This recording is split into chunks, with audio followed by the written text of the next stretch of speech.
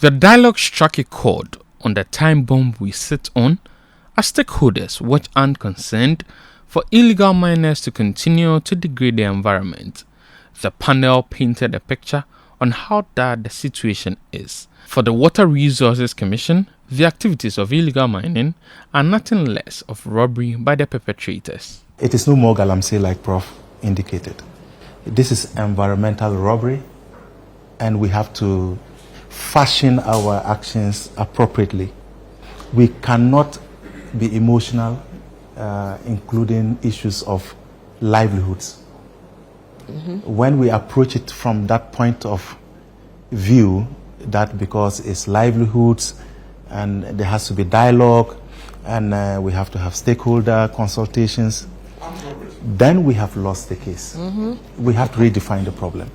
And to be blank, this is environmental unrobust.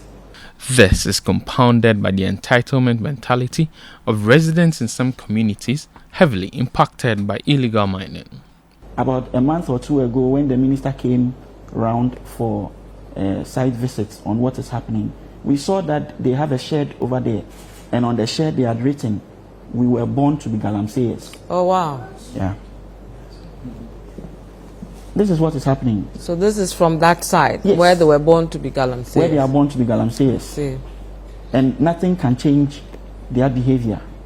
This is corroborated by Professor Chris Gordon, who says illegal mining is a mental problem. I think galamsey is a mental problem. It's a mental problem. It's a mindset problem. That you think you can steal today and still eat your cake tomorrow. The works of these nation wreckers have left all water resources polluted. All our systems that are challenged with the galamsey menace, if you look at it carefully, you'll see that we have systems in Ashanti region. If you look at Ashanti region, we have the Konongo and then Odaso. When you come to Eastern region, you would see that we have systems like Akimoda treatment plant. We have the Osino water treatment plant. We also have the Bunsu water treatment plant. We used to have one water treatment plant on the Birim source water called Enyinem, but the state of the water was too bad such that our equipment could not really handle it. So we had to completely abandon that source water. But for the others, we are managing them. The effects of illegal mining, as noted by the panelists, are multifaceted and impacts every aspect of the Ghanaian life, and future generations have not been left off the hook. In some communities, procreation seems to have been impacted. You know, we talked about impact on health, sterility, beverage. The people are rich, the young men, but they don't have children. Because when they try to have children, instead of the sperm moving forward, they're swimming backwards. He wants to go to the galamsey side and see what's up there. So what is this craziness? Yeah. You see, I don't know what it would take for us to wake up. The dialogue, however, focused largely on galamsey being a threat to Ghana's water security.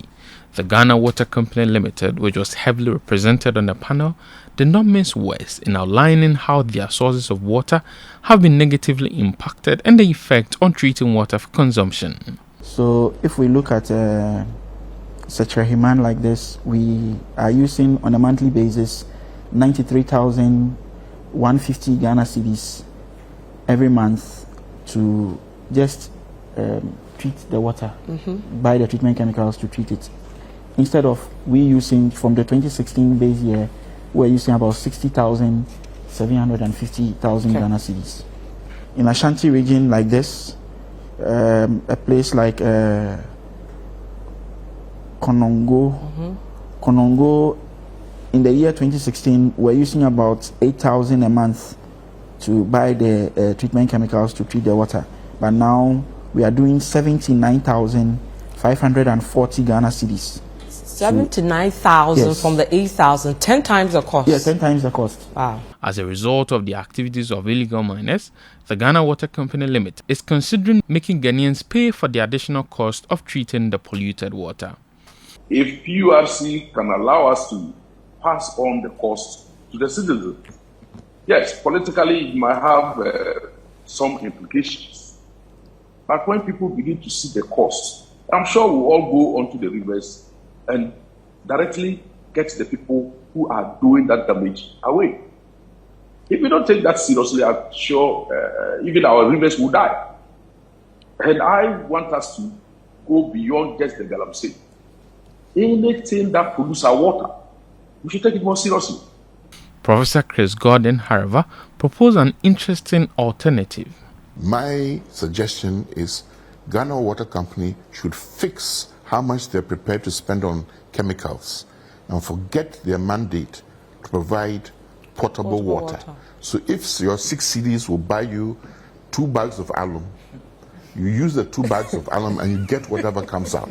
Then nobody will drink water in that region, because in some of the cases it showed us, 10 times more. So exactly. nobody then gets you can't anything. use the water. Yes. Then you decide whether you want to have your water coming through your tap.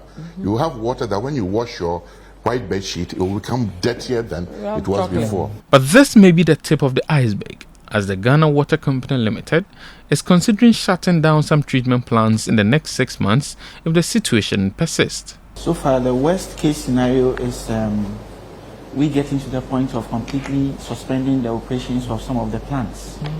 So like we have experienced them at Osino, Bunsu, and then Chevi, as I mentioned earlier. In 6 months' time, if the situation does not improve and continues to go the way it is going, then it means that we may move from the intermittent shutdowns that we are doing to completely shutting the systems down. There appears to be some hope, as a senior lecturer at the Ghana Institute of Management and Public Administration has been looking into innovative ways of treating polluted water. What we sought to do, because we identified mainly lead, arsenic and iron around that time, we decided to try to see how we could take it out of the water using local materials. Okay. So we focused on using moringa seeds, which are common, and then coconut husk and corn husk, which are waste materials. Okay. Now, interestingly, we realized that for lead, moringa, coconut husk, and corn husk were able to remove lead from water 100%. Okay. Right? Yes. And then for iron, for moringa seeds, we had almost about 99%, up to about 99% removal. For coconut, we had about up to 97%. And then for corn, we had up to about 88%. That's the removal for iron. Until then, stakeholders are relentless in their calls for government and chiefs to take charge of the fight. CDD did a study, and a lot of the campaign financing, particularly of the 2 major parties, comes from galamsey. It was there, illicit financing. It's the truth. The CDD report shows it. And why are we dancing around the issue? It's the truth. Unfortunately, we have placed value or worth or wealth. We've made it more important than any other kind of wealth. So wealth and riches are now more important or more valuable than our own health, than our own natural resources, than our own people. And we don't realize that that is also money, or that is also some kind of wealth. And we, sadly, is gone too far.